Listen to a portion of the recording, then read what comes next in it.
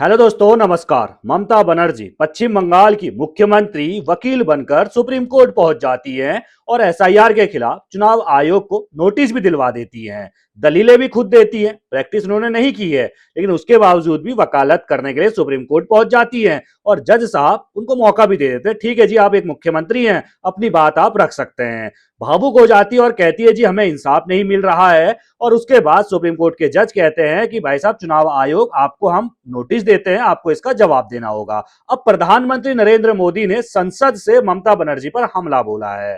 प्रधानमंत्री नरेंद्र मोदी का कहना है कि घुसपैठियों को बचाने के लिए आप सोचिए कैसे ममता बनर्जी भागी भागी सुप्रीम कोर्ट पहुंच गई और सुप्रीम कोर्ट पर दबाव बनाया जा रहा है। किसके लिए? घुसपैठियों को बचाने के लिए कि साहब घुसपैठियों को बचा लीजिए वरना बीजेपी घुसपैठियों को बाहर कर देगी। ये प्रधानमंत्री मोदी का आरोप है कि ममता सरकार घुसपैठियों को बचा रही है, उन घुसपैठियों को बचा रही है जो युवाओं के हिस्से की नौकरियां खा रहे हैं, जो आदिवासियों की जमीन पर कब्जा कर रहे हैं, जो बहन बेटियों को पूरी नजर से देखते हैं। उन घुसपैठियों को बचाने के लिए ममता बनर्जी सीधे तौर पर सुप्रीम कोर्ट गई है। प्रधानमंत्री नरेंद्र मोदी का बयान हम आपको सुनाने वाले हैं। संसद में प्रधानमंत्री नरेंद्र मोदी ने किस तरीके से पूरी विपक्ष को घेरते हुए सबसे अधिक अटैक ममता बनर्जी पे किया, क्योंकि अगले कुछ महीनों में पश्चिम बंगाल में चुनाव होने वाले हैं, तो निशाने पर ममता बनर्जी रही। सुप्रीम कोर्ट को लेकर उन पर तंज कसा गया कि घुसपैठियों को बचा रही है। ममता बनर्जी का क्या कहना है? ममता बनर्जी का कहना यह है कि सही लोगों के नाम भी एसआईआर के जरिए काटे जा रहे हैं। जिन लड़कियों की अभी अभी शादी हुई है, उनका नाम ट्रांसफर नहीं किया गया है, तो भाई उनके भी नाम एसआईआर के तहत काटे जा रहे हैं। अब आपको प्रधानमंत्री मोदी का बयान जरूर सुनना चाहिए और बयान सुनने के बाद अपनी राय कमेंट में रखना बिल्कुल ना भूलिएगा। आदरणीय सभापति जी, हमारे टीएमसी के साथियों ने काफी कुछ कहा। जरा खुद तो अपने गरिमा में देखें। निर्मम सरकार पतन के जितने भी पैरामीटर्स हैं, उन सब पैरामीटर्स में नए नए रिकॉर्ड बनाते जा रहे हैं और यहां उपदेश दे रहे हैं। क्या हाल करके रखा हुआ है। ऐसी निर्मम सरकार से वहां के लोगों का भविष्य अंधकार के अंदर डूब रहा है, लेकिन इनको कोई परवाह नहीं है। सत्ता सुख के सिवाय कोई आकांक्षा नहीं है और वे यहां उपदेश देते हैं। घुसपैठ दुनिया का समृद्ध से समृद्ध देश भी अपने यहां गैर कानूनी नागरिकों को बाहर निकाल रहा है। हमारे देश में घुसपैठियों को बचाने के लिए अदालतों को तब तक प्रेशर पैदा किया जा रहा है। मेरे देश का नौजवान कैसे ऐसे लोगों को माफ करेगा जो घुसपैठियों की वकालत करने के लिए ताकत लगा रहे हैं। और घुसपैठिए मेरे देश के नौजवानों के हक छीन रहे हैं, उनकी रोजी रोटी छीन रहे हैं,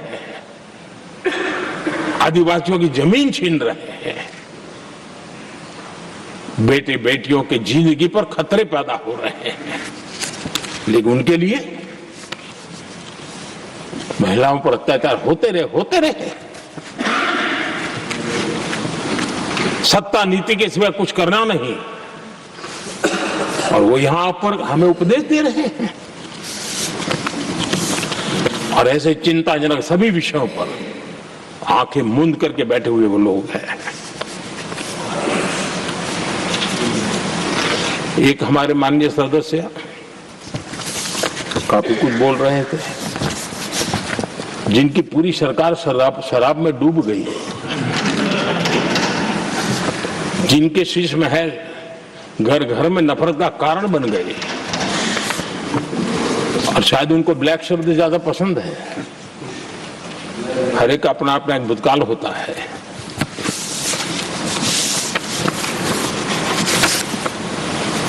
पता नहीं ब्लैक के साथ उनका क्या पुराना रिश्ता है। आदरणीय सभापति जी, ऐसे सभी साथियों से मैं आज जरूर कहूंगा, तुम कितना दुनिया को धोखा दोगे, तुम कितना दुनिया को धोखा दोगे। आईना देख लिया तो अपनी सच्चाई कहां छिपाओगे?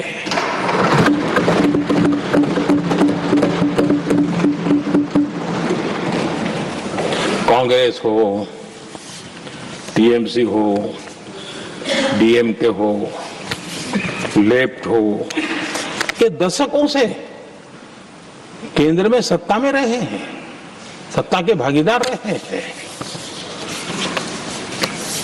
राज्यों में भी उनको सरकारें चलाने का अवसर मिला है, लेकिन उनकी पहचान क्या बनी? आज डील की चर्चा होती है तो गौरव से कहते हैं, तब डील की चर्चा होती थी तो बॉफोर्स डील याद आता था। ये डील होते थे।